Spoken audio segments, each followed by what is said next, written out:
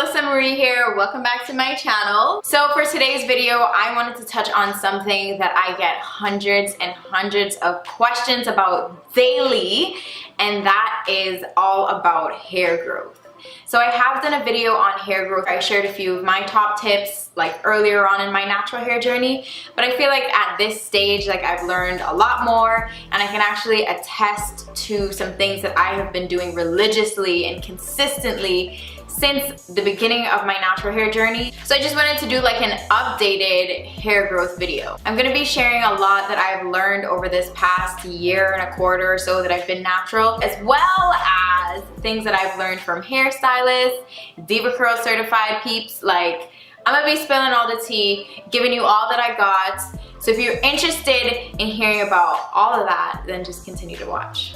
All right, so first things first, I just gotta clear the air, get this out there. Hair growth is genetic. So the rate that your hair grows at is genetic. That is something that you're born with. It's not something that you can necessarily change. What you can do is make sure that your hair is in tip-top shape in order to be able to grow as fast as it possibly can. So it's important to kind of not compare yourself too much to other naturalistas and their hair growth.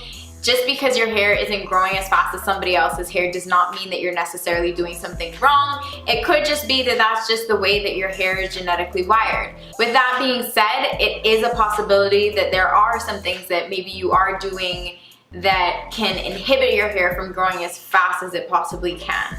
So really what I'm discussing here are some tips that will help your hair to be at its happiest and healthiest, because that's really the main goal. Once your hair is healthy and happy, it's gonna be growing as fast as it's genetically wired to do. So for my first tip is actually something that I have learned recently, and I have actually tested on my hair and realized, holy shit, this is true. So my first tip would be to stop using heavy oils and heavy butters in your hair.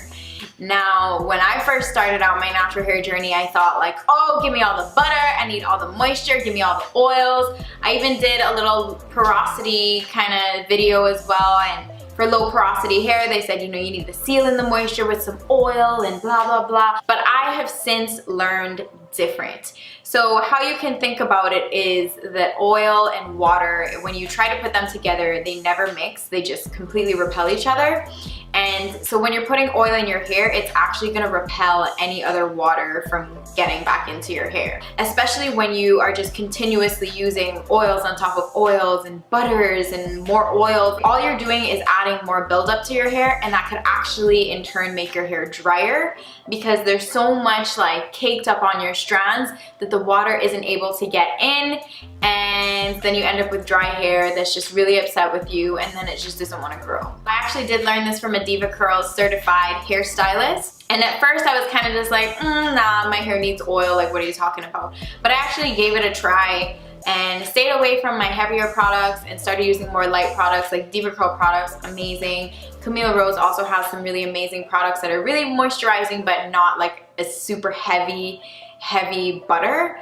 But I have noticed that my hair is much lighter, it's much more bouncy. It just seems happier overall when I'm not layering it on with all that kind of goopy stuff. Natural hair craves moisture. Water is moisture, so you don't want to use oil and make that be a barrier in between your hair and the water that your hair needs so much. Alright, and for my next tip is to do weekly treatments. And when I say weekly, I mean weekly. Like, consistency is key when it comes to taking care of your hair. A weekly treatment will allow your hair to bounce back from maybe a rough week of styling. Maybe you went to the gym for the full week. Me. And your hair is just completely dried out. It's just like a nice boost for your hair, and it fills it back up with much needed nutrients, and I just think this is something that is 110% necessary. But you can't just do like a weekly treatment here and there. Like, you can't wait for your hair to be like super dry and breaking off for you to then be like, oh, let me do a treatment. Like, a treatment is something that you should do consistently. Ever since I went natural, I swear to you, I have done a weekly treatment without fail. Like, once a week. Sundays are my days. I just pick a day, and it's just, I call it my self-care Sunday, and the first thing I do is just take care of my hair. All right, for tip number 3, I know this is gonna be hard to hear from some of you guys who really like to use straighteners and stuff, but I would say absolutely no heat, 0 heat to straighten your hair. I personally have stayed away 100% stayed away from flat irons and from blow drying my hair straight. 100%. I made that decision from before I even big chopped. Like I said, I was done, no more heat. I didn't want to do anything that would jeopardize my natural hair. And to be honest, I feel like that has prevented my hair from a lot of potential damage. A lot of people with curly hair like to say, oh, you know, I only blow dry my hair like once or twice a year. But to me, I just feel like heat is heat.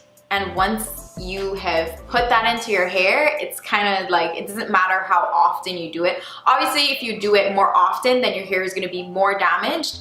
But just because you only do it once or twice a year is also not like saying, oh yeah, it'll be fine. Because once you put the heat in your hair, that's damaging it, like right there. If you can, stay strong and just stay away from the straighteners.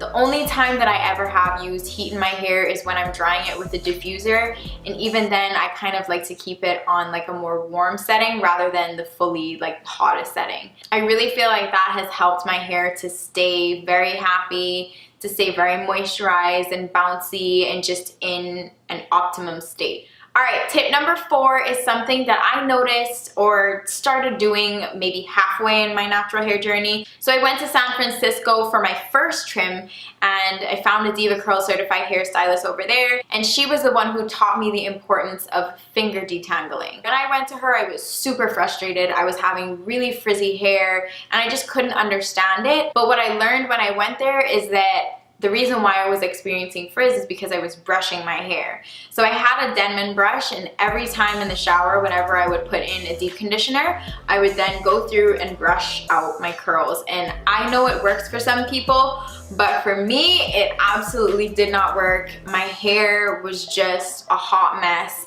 Ever since I started finger detangling, my curl definition has been on fleek. Nothing else makes my curls pop as much as they do when I finger detangle. So I actually spoke to another Diva Curl certified hairstylist today about it, and I was saying, you know, like, what's your take on it? Because I know I see some girls use brushes and combs and stuff and their hair is perfectly fine, but for mine it just didn't work. So I wanted to find out from him, like, you know, what's your thoughts? He was explaining to me that when you use like a comb or a brush, you kind of lose connection with your hair. So you can't even realize like how hard you're pulling it, and it just can confuse the curls kind of. Like you don't realize how hard you're pulling in. It's just like a hot mess and you're like yanking hair out, you don't even know. Versus when you're finger detangling, you're kind of taking your time.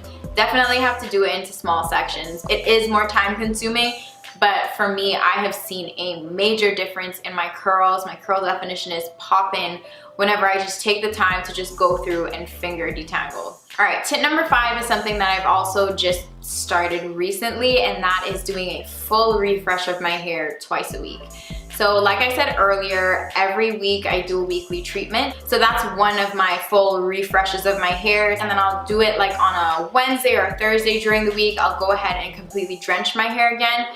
Not necessarily using a deep treatment this time because I kind of like to limit that to once a week, but I will use like a conditioner and then start the styling process over from the beginning again. Natural hair just really loves water, really loves moisture. Sometimes waiting like a whole week for wash day is just like not good enough for natural hair. Curly hair is just drier than regular hair. So when you're able to just give it that second refresh, like in the middle of the week or so, it can do wonders for your curls. All right, for tip number 6, which is last but certainly not least, I would say to trim your ends consistently, about every 4 to 6 weeks. I can always tell when my hair needs a trim.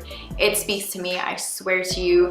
It's just not how it normally is. You just gotta listen to your hair. Like when my hair needs a trim, it gets a little frizzy, it's a little bit on the drier side, it doesn't last throughout a full week, like it just will lose curl definition quicker. So when I start seeing those things, I'm like, oh yeah, how long has it been since I've had a trim? So trims are super helpful because when you trim your hair, it helps to oxygenate the ends of your hairs. That sounds really fancy and scientific.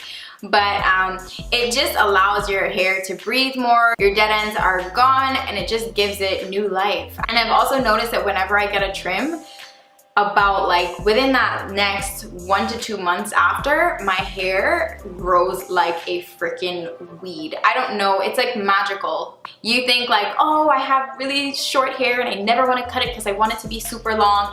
That can actually hinder your hair from growing if you don't get consistent trims. So you want to go ahead and get those ends oxygenated and brought back to life in order to promote more healthy, happy hair growth. But yeah guys, that is it for this video. Super short, sweet, and to the point. As you can see, the main goal really is to just try and keep your hair as happy and healthy as possible. It's not a matter of saying, oh, what do I need to do to make my hair grow as fast as hers or grow as fast as hers? Like, it's not that, it's what do I need to do to get my hair as happy and healthy as possible. Everybody's curls are different, but I feel like these tips that I have shared with you in this video are a great starting point, and they're quite general tips that everybody can use, everybody can try, and see how that helps your hair.